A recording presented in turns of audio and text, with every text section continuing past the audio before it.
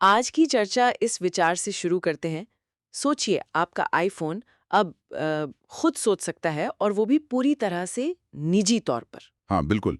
हम बात कर रहे हैं एप्पल इंटेलिजेंस की। ये अभी WWDC 25 में आया है। हाँ, सुना है इसके बारे में काफी कुछ। ये बेसिकली एआई फीचर्स का एक पूरा सेट है जो सीधे आपके आईफोन, आईपैड और मैक पर ही चलेगा। अच्छा, तो आज हम इसी पर थोड़ी गहराई से बात करेंगे। मतलब एप्पल की ये जो नई ऑन डिवाइस एआई चीज है, ये है क्या, कैसे काम करती है और हमारे लिए इसके क्या मायने हैं। सही? शुरुआत कुछ दिलचस्प फीचर्स से करते हैं। मैंने सुना है रियल टाइम लाइव ट्रांसलेशन के बारे में, संदेश, फेस टाइम, यहाँ तक कि फ़ोन कॉल पर भी। ये तो कमाल का फीचर लग रहा है। हाँ, ये काफ़ी उपयोगी हो सकता है, खासकर जब आप कहीं बाहर हों या अलग भाषा बोलने वालों से बात कर रहे हों। और सबसे बड़ी बात, ये डिवाइस पर ही होता है। डिवाइस पर? मतलब मेरी बातें फ़ोन से बाहर नहीं जाएंगी? एग्जैक्टली आपकी बातचीत, चाहे टेक्स्ट हो या आवाज़, वो प्राइवेट रहती है। ये तो अच्छा है। और वो विजुअल इंटेलिजेंस वाला फीचर कि स्क्रीन पर कुछ भी देख के उसके बारे में पूछ लो, जैसे फोटो में कोई लैंप दिखा तो। हाँ, आप उस लैंप को सर्कल करके सिरी से पूछ सकते हैं कि इसके लिए बल्ब खरीदने का रिमाइंडर लगा दो।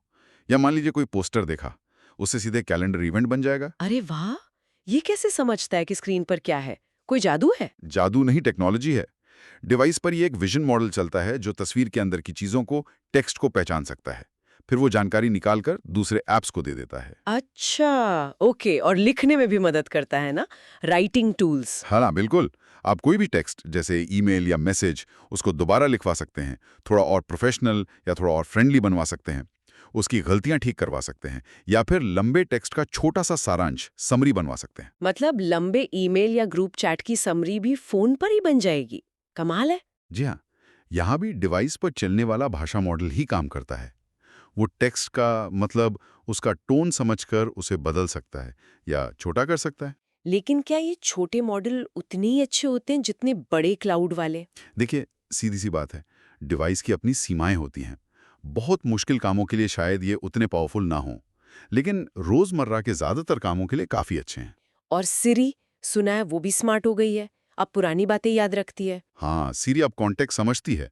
मतलब आप उससे बातचीत जारी रख सकते हैं, और अगर डिवाइस वाला मॉडल जवाब ना दे पाए तो वह आपकी इजाजत लेकर सिक्योर तरीके से चैट जीपीटी से भी पूछ सकती है। Chat GPT?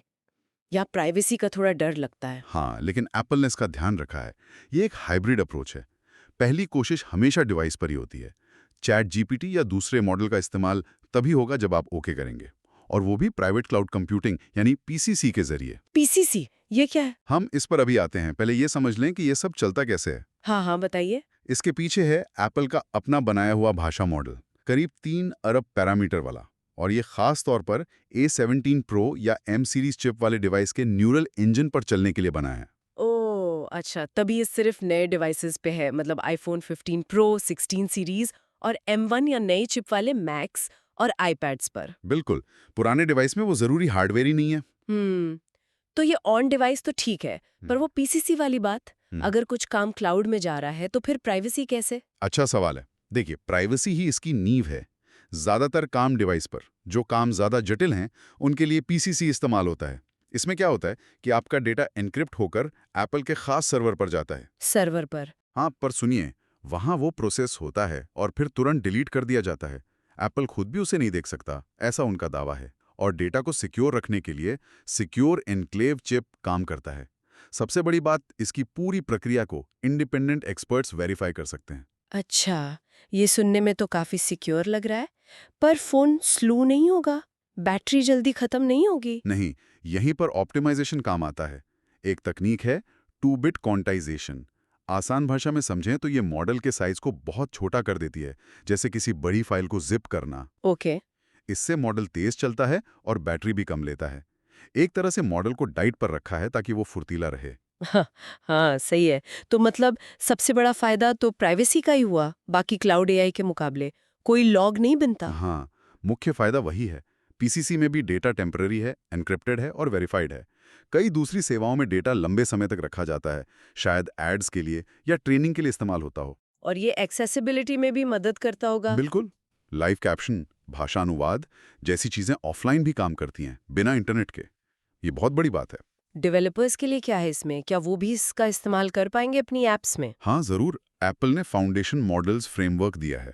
इससे डेवलपर्स आसानी से यही ऑन डिवाइस एआई अपनी ऐप्स में डाल सकते हैं और कोई एक्स्ट्रा फीस भी नहीं है। अच्छा, तो मतलब ऐप्स में और भी नए प्राइवेट फीचर्स आ सकते हैं। हाँ, पूरी उम्मीद है।